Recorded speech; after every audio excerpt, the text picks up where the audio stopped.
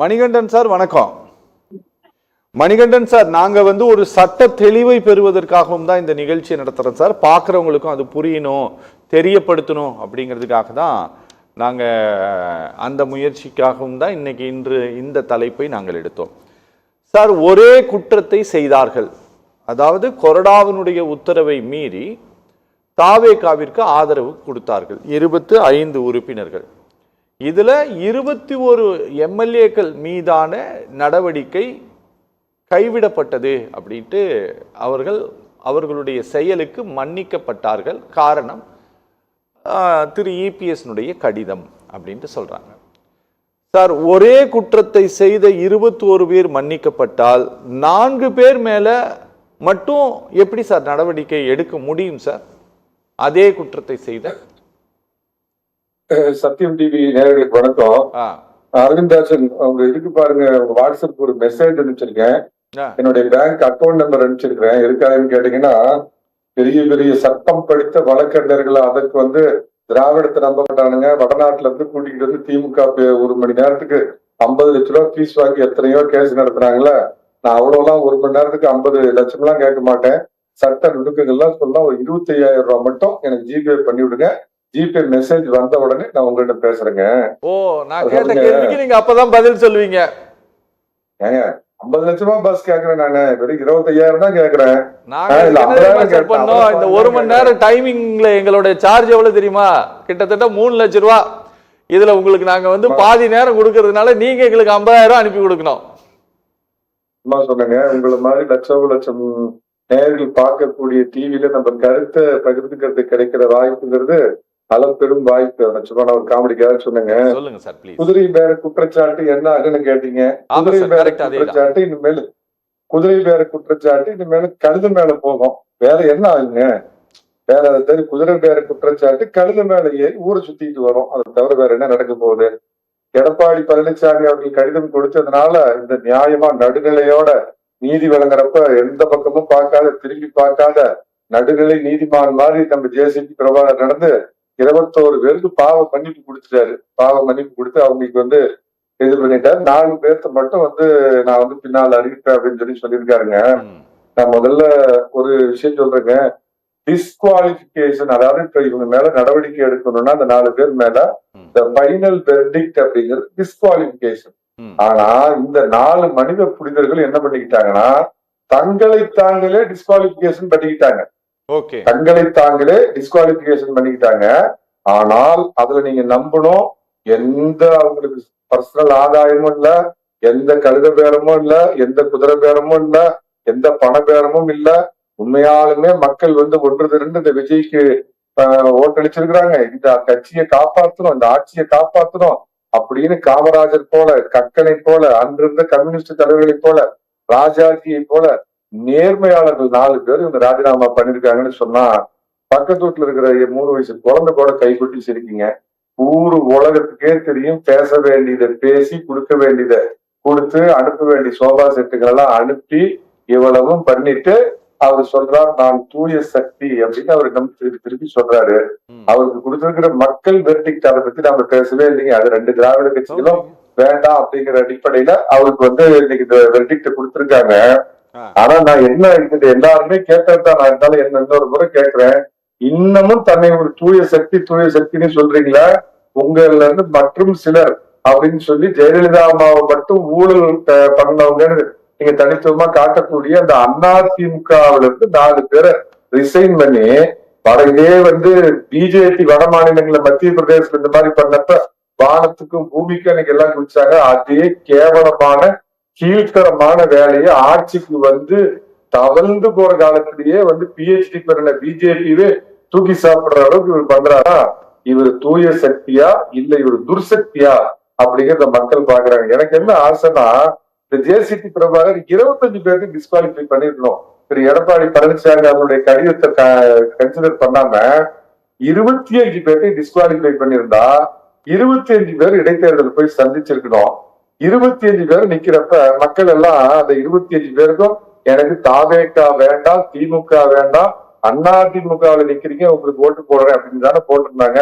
இந்த மக்கள் 2 திராவிட கட்சிகளும் கொடுக்க வேண்டியது கொடுத்தாங்க. எதையுமே கொடுக்காத விஜயை தேர்ந்தெடுத்தாங்கல்ல, அதே யோக்கியர்களாக அந்த தொகுதி மக்கள் நீதிபதிகளாக இருந்து இந்த 25 பேரையும் தண்டிச்சிருக்கணும். அந்த இடத்துல நிச்சயமா வேற வேட்பாளர் தான் திரு எடப்பாடி பழனிசாமி போட்டிருப்பார். அப்படிங்கிறப்ப இந்த 25 பேரை தண்டிச்சிருந்தாங்க அப்படின்னா அது உண்மையாலுமே தமிழக மக்கள் நீதிக்கு பேர் போனவர்கள் பேர் வந்திருக்கும். வேண்டாம், இப்பயும் கேட்கிற உங்க டிவி லட்சக்கணக்கான பேர் பாக்குற உங்க டிவி மூலமா கேட்கிற இந்த 4 மனித புனிதர்கள், காமராஜர், கக்கன், அந்த கல்யாண சுந்தரம், ராஜாஜி, இந்த 4 புனிதர்களும் நாளைக்கு ஒருவேளை அதுல விஜய் நிறுத்துவாரான்னு எனக்கு சந்தேகம் இருக்குது. Mark my words. விஜய் இவங்களை வாங்க வேண்டியது வாங்கிட்டு கொடுக்க வேண்டியது கொடுத்துட்டு போயிட்டு வா, உனக்கு வாரியம் தரேன் இல்லைன்னா அதை சேர் தரேன் அப்படின்னு இவங்களை நிறுத்த மாட்டார். என்னுடைய கணிப்பு இன்னைக்கு அண்டர்லைன் பண்ணிக்க 4 பேரையும் நிறுத்த மாட்டார். வேற யாரையாவது இந்த தாவேக்கா சார்பா நிறுத்தடிச்சாலும் இந்த தொகுதியில நாங்க தாவேக்கா வேண்டாம் 3வது இடத்துக்கு போ, திமுக வேண்டாம் 3வது இடத்துக்கு போ, முதல் இடத்துக்கு ரெட்டலைக்கு போடுறேன்னு சொன்ன மக்களே, நீங்க காசெல்லாம் வாங்கிட்டு நீதியின் பால் நேர்மையா உங்களுக்கு பிடிச்ச விஜய்க்கு நீங்க போன தடவை மத்த தொகுதியில எப்படி ஓட்டு போட்டாங்களோ அந்த மாதிரி நீங்க ரெட்டலைக்கு ஓட்டு போடணும், போட்டு இவங்களுக்கு தண்டனை கொடுக்கணும். இத பார்த்து இந்த மாதிரி கட்சி மாறுற பச்சோண்டிகளுக்கு பயம் ஏற்படும். நம்ம அரசியல் எதிர்காலமே போயிடும். கொண்ட கொள்கையில நாம இருக்கணும். இந்த வைத்த வளர்க்கிற வேலையை செய்யக்கூடாதுங்கிற ஒரு இடம் சட்டப்பூர்வமா எதுவுமே பண்ண முடியாது சார். தங்களை தாங்களே டிஸ்குவாலிபிகேஷன் செய்து கொண்ட இந்த மனிதர்களை சட்டப்பூர்வமாக ஒண்ணுமே செய்ய முடியாது. நீங்க கேட்ட பாயிண்ட்டுக்கு ஓவரால் பதில் இருக்கு. ஆனா இதுல நான் 2 நாள் கழிச்சு நான் சொல்றேன்னு சொல்றாரு. இன்னும் ஒரு விஷயத்த சொல்லிடுறேன் ஐயா, இந்த உங்களுக்கு பிடிக்காத ஆளுநர் இங்க இருந்தாருன்னா ஆளுநருடைய அதிகாரத்தை கட்டுப்படுத்த வேண்டும், ஒரு டைம் லிமிட் வேணும் அப்படின்னு பல நான் சொல்ற மாதிரி 1 கோடி 2 கோடி வாங்குற வக்கீல்களை வச்சு நீதிமன்றத்துக்கு போனீங்களா? இந்த சபாநாயகர்கள் என்ன எல்லாத்துக்கும் ஒருத்தர் சொன்னார், அதிமுக ஆரம்பிச்சாரு வானலாவிய அதிகாரம் அப்படின்னா என்ன, உங்களுக்கு மட்டும் அவ்வளவு அதிகாரம் இருக்கு. அது அதிமுக ஆட்சியா இருக்கட்டும் திமுக ஆட்சியா இருக்கட்டும், கருணாநிதி காலத்துல 2 சபாநாயகர் போட்டு போட்டிக்கு சட்டசபை நடத்துறாங்களா, இந்த சபாநாயகர்களுடைய அதிகாரத்தையும் ஒரு கட்டுவரம்புக்குள் நீதிமன்றம் கொண்டு வர வேண்டும். அவங்களுக்கு ஒரு டைம் பிரேம் கொண்டு வரணும். இத பத்தி பேசுங்க. உண்மையான நடுநிலை அரசியல் விமர்சகங்களா இருந்தீங்கன்னா எப்படி ஆளுநர் கேட்டீங்களோ அதே மாதிரி சபாநாயகருக்கு கட்டுப்பாடுகள் கொண்டு வரணும். சபாநாயகர்கள் என்பது யாரும் அதிமுக திமுக உட்பட காங்கிரஸ் பின்னாடி யாரும் நடுநிலையாக நடந்து கொண்டவர்கள் அல்ல. எந்த கட்சியால் தேர்ந்தெடுக்கப்பட்டமோ அந்த கட்சியுடைய ஒரு அப்படியே வெள்ளையுடைய போன்ற புனிதர்கள் போல அங்க உட்கார்ந்துட்டு அந்த அப்பாவு பிறன அட்டூழியம். எடப்பாடி பழனிசாமி பேச வந்தா நம்ம பாத்தீங்கன்னா மைக்கு குடி கொண்டுருவாரு. அட்டூழியம் பண்ணாங்க. சபாநாயகருக்கு தேவை ஒரு கட்டுப்பாடு. இது போன்று கட்சி தாவுகிற துரோகிகளுக்கு மக்கள் நீதிபதிகளாக என்று தண்டனை கொடுக்க வேண்டும் அந்தந்த தொகுதிகளில். ஓகே சார், ஓகே, பேசலாம். மணிகண்டன் சார் வணக்கம். மணிகண்டன் சார், இங்க ஒரு மாற்றம் நடந்து விட்டது. ஒரு 4 பேர் ராஜினாமா பண்ணியிருக்காங்க. சரியாக 18 நாள்ல ராஜினாமா பண்ணியிருக்காங்க.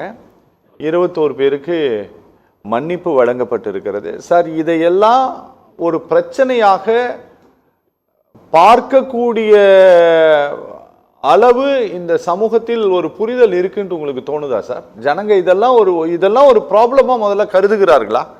ஒரு எலெக்ஷன் நடந்தது, ஓட்டு போட்டோம், அடுத்த அது என்ன வேணாலும் நடக்கட்டும் அப்படிங்கிற அளவில் இருக்கிறாங்களா, இல்ல இதையெல்லாம் கவனித்து கொண்டுதான் இருக்கிறார்களா ஜனங்க? நீங்க கேட்ட கேள்விக்கு முதல்ல பதில் சொல்லிட்டு அப்படி இன்னொரு கருத்தை சொல்றேங்க. காங்கிரஸோ பாரதிய ஜனதாவோ மன்னிக்கணும், காங்கிரஸ் இதை பண்ணிச்சு அப்படின்னா மக்கள் அதை பெருசா எடுத்துக்க மாட்டாங்க. என்ன காரணம்னா பிஜேபி அரசியல்ல வந்தப்ப அவங்க சொன்னது எ பார்ட்டி வித் டிஃபரன்ஸ் அப்படின்னு சொன்னாங்க. சோ பாஜக இந்த மாதிரி வேலையை பண்றப்ப அதை மக்கள் உற்று நோக்குனாங்க. நீ என்னப்பா அவங்க பண்ற மாதிரிலாம் நான் பண்ண மாட்டேன்னு சொல்லிட்டு இல்ல நீ அந்த வேலையை பண்றிய அப்படின்னு பிஜேபி மக்கள் எப்படி ஒரு மாதிரி அது தவறு அப்படிங்கிற பார்வையோட பார்த்தாங்களோ, இவர் ஏதோ உலகத்தையே புரட்டி போட வந்த ஒரு ரட்சகர். இது வரைக்கும் அங்க ஒருத்தர் வந்தாட்டில் ஏமாத்துறான் பாருங்க, இதே மாதிரி தொடப்ப எடுத்து தொடக்கிறேன் என்ன மாதிரி யோகியம் யாருமே கிடையாது அப்படின்னு காங்கிரஸையும் பாஜகவையும் பின்னுக்கு தள்ளிட்டு அந்த பாவம் அந்த இவரு வயசானவரை வச்சுட்டு ஏமாத்திட்டு ஊழலுக்கு எதிரான இயக்கம் தொடங்குறேன்னு சொல்லிட்டு அந்த ஒரு டாஸ்மார்க் திருட அதுதான் அரவிந்த் கெஜ்ரிவால் அப்படின்னு கிட்டத்தட்ட அதே மாதிரிதான் இவர் என்ன பண்ணார் அப்படின்னா, தனக்குள்ள அந்த சோசியல் மீடியாவை பயன்படுத்திக்கிட்டு தனக்குள்ள அந்த இளைஞர் படைய சினிமா பின்புலத்தை பயன்படுத்திக்கிட்டு தான் ஏதோ ஒரு புரட்சி பண்ணி உலகத்தையே புரட்டி போட்டு அப்படியே தலைகீழா இது பண்ற என்ன மாதிரி ஒரு தூய சக்தி உலகத்திலேயே கிடையாது அப்படிங்கறத நம்பி மக்கள் ஓட்டு போட்டாங்க. எனிகோ அதை நான் குறை சொல்லல. It is a people's mandate. அதாவது அவங்க எப்படி வந்தாங்கன்னா அண்ணா பெண்ணு ஆணு பென்சிலு ரப்பரு கோல்டுன்னு வச்சுட்டு கோடியா செலவு பண்ணிட்டு இருந்தாங்க திமுக. அப்ப அவங்க எல்லாம் படாமே விட்டாங்க. அவங்களையும் மீறி எத்தனைக்கு எத்தனை இவங்க உள்ள புந்து அடிச்சுட்டு விட்டாங்க. அது அல்ல பிரச்சனை. மக்கள் கொடுத்தாங்க தீர்ப்பு, அதை நம்ம ஏற்றோம். ஆனா சார், இதை என்னன்னா நான் ரொம்ப யோக்கியன்னு சொல்லிட்டு இந்த வேலையை நீங்க செய்றீங்களா? அது பால் குடிக்கிற புள்ள மாதிரி மூஞ்ச வச்சுக்கிட்டு 10 நாள் கூட ஆகாம அடுத்த கட்சி 53 வருஷம் இருந்த கட்சியில அடிச்சு தூக்குறீங்களா? அதனாலதான் மக்கள் இதை உற்று நோக்குவாங்க அப்படின்னு சொல்றேங்க.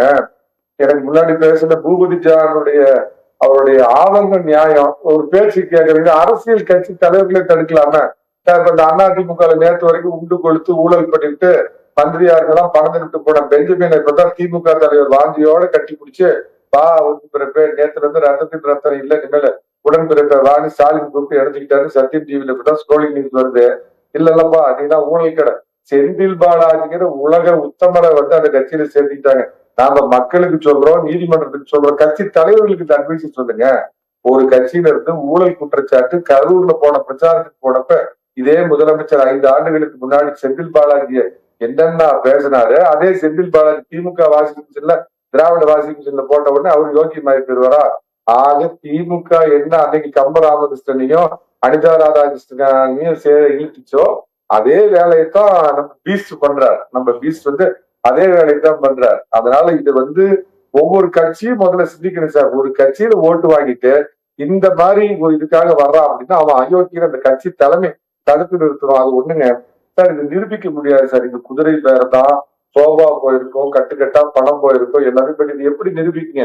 உங்களுக்கு ஒரு 30 வருடத்துக்கு 25 வருஷம் நடந்து சொல்ற நரசிம்மராவ் ஜேஎம்எம் கட்சியோட சிம்பு சோரனுக்கு லஞ்சம் கொடுத்தாரு 1 கோடி அப்படின்னு சொல்லி பின்னால நரசிம்மராவ் பதவி விட்டு இறங்கி ஏறத்தாழ அவருடைய இறுதி காலம் வரைக்கும் அந்த ஊறுகாய் வியாபாரி பேர் லட்சுமி படாக்கா என்னன்னு அவர் தான் 1 கோடி ரூபாய் கொடுத்தாருன்னு நரசிம்மராவுக்கு ஏறத்தாழ தன்னுடைய அந்திம காலம் வரைக்கும் நீதிமன்றத்துக்கு போனார்.